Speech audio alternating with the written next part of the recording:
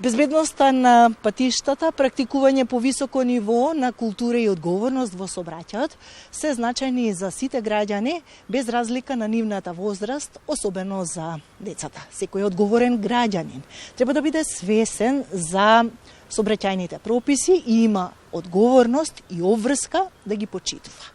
Но како е на терен? Ова е убава можност да разговараме со портпаролот на МВР, Гоце Андреевски, и да се информираме од прва рака колку граѓаните се послушни. Добар ден и поздрав за вас и за гледачите на попладневната емисија во живо на Македонската радиотелевизија. Да, Министерството за внатрешни работи заедно со Републичкиот совет за безбедност на сообраќајот на патиштата и Факултетот за безбедност преземаат низа на превентивни мерки, се со цел почитување на сообраќајните правила и прописи, а со тоа и намалување на бројот на сообраќајни несреќи. За оние до кои нема да стигнат превентивните пораки или мерки, секако тука се репресивните мерки на Министерството за внатрешни работи. Најчести причинители кои доведуваат до сообраќајни несреќи се оние кои не ги почитуваат сообраќајните правила и прописи. Министерството за внатрешни работи во текот на годината санкционира околу 250.000 возачи кои ги прекршиле овие сообраќајни правила и прописи, а од нив најголем број се за возење со брзина поголема од дозволената или брзо возење. Секторот за внатрешни работи Скопје во текот на вчерашниот ден продолжи со засилените акцијски контроли. На територија на град Скопје изречени се вкупно 296 мерки, меѓу кои за возење со брзина поголема од дозволената 77 санкции, 20 мерки за возење без возачка дозвола, 21 санкција за некористење на сигурносен појас при возење, 16 мерки за користење на мобилен телефон додека се управува возилото, а исто така санкционирани се и возачи кои возеле под дејство на алкохол и така натаму.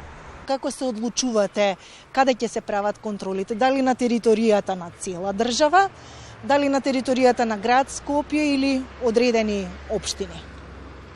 Полициските патроли се распоредени подеднакво на територија на градот Скопје.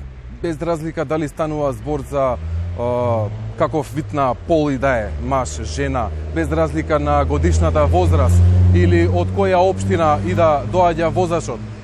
Или ги почитувате сообраќајните правила и прописи, или истите не ги почитувате. За оние кои не ги почитуваат, како што напоменав, тука се репресивните мерки.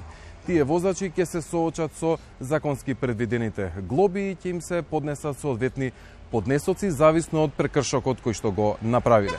Сакам да напоменам во контекст на прашањето дали само на територија на град Скопје, вакви засилени акцијски контроли се прават и на територија на целата држава.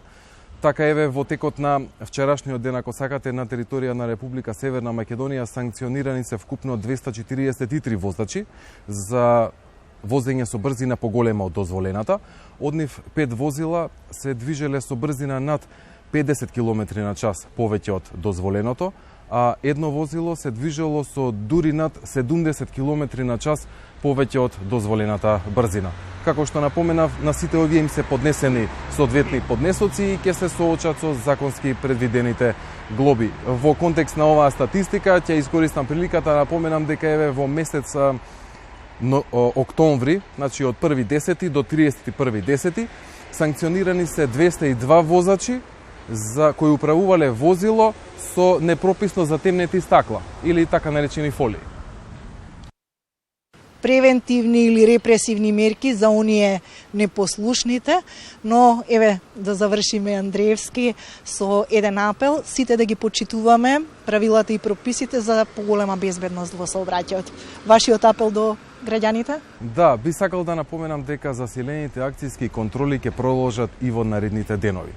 Сообраќајната култура е таа која треба да им се вгнезди на децата уште од најмала возраст, од нивните родители, да им ја пренесат максимално колку што се може повеќе, а истата подоцна да продолжи да се надоградува во текот на целокупниот образовен процес, за да имаме генерации кои и тоа како ќе се придржуваат до сообраќајните правила и прописи, а со тоа и ќе имаме многу помал број на сообраќајни несреќи. Апелираме до граѓаните да се почитуваат сообраќајните правила и прописи и на тој начин сите заеднички да придонесеме за подобри, посигурни, но се разбира и побезбедни патишта за нас и нашите деца. Поздрав до гледачите на Во живо. Вам, Гоце Андреевски, портпарол на МВР, ви благодарам за учеството во емисијата. Ви благодарам за поканата.